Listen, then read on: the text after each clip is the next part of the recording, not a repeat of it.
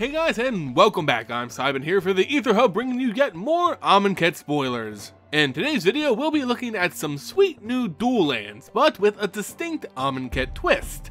As many of you know, the cycling mechanic is making a return in Magic the Gathering's latest set, and so came to be the first ever dual cycling lands, more affectionately referred to as the bicycle lands.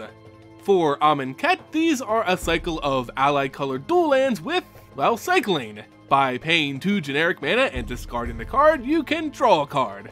Now, these duels aren't super OP because they're not like fast or shock lands, they'll always come into play tapped, but they're still a great addition to decks that want to play more lands but are afraid of being flooded. Mana flooding is a real concern, especially in games that tend to drag on, making these cycle lands more valuable in some circumstances than other types of duels. I mean, how frustrating is it to need a single card to finish off an opponent only to top deck 3 lands in a row? At least with these, you'll be happy to play them early, or cycle them later down the road.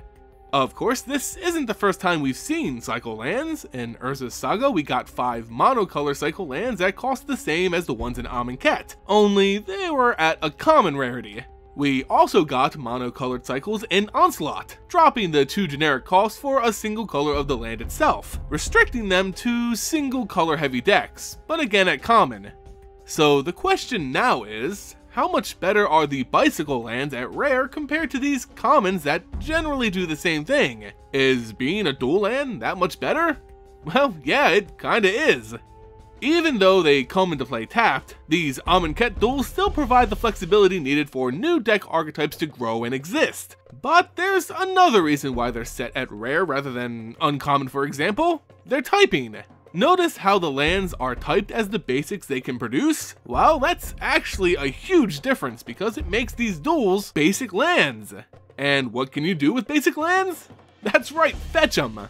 Being able to fetch out dual lands is potentially super powerful, almost making up for the fact that they come into play tapped. Fetching these out near the early game allows you to use them efficiently, giving you the colors you need to play everything in your deck and reducing the chance you'll just cycle them, which is more of a secondary benefit. If these were set at uncommon, I feel as if they'd be undervalued for how they can be used. To those thinking they're being overvalued, just give it time to prove otherwise. I think these bicycle lands are going to surprise you.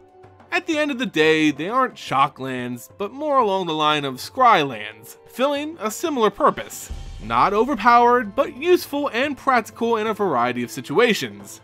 Let's not forget, with cycling being a major mechanic and theme in Amonkhet, there may be some interesting interactions between cards you cycle, or those already in your graveyard. We've already seen a lot of different graveyard interactions like Embalm, so with cycling, who knows what they're going to do to support it? Maybe we'll see creatures getting buffs from cards you cycle, or perhaps those which allow you to play cards as you cycle them. If anything like that comes up, then these bicycle lands are certainly going to do great things in Standard. The lands of Amonkhet are looking beautiful art-wise, and seeing how this is the first set with what I'd call uncommon full art basic variants, it seems Wizards of the Coast is doing everything they can to spice up the very foundation of Magic the Gathering, and I for one applaud them for it.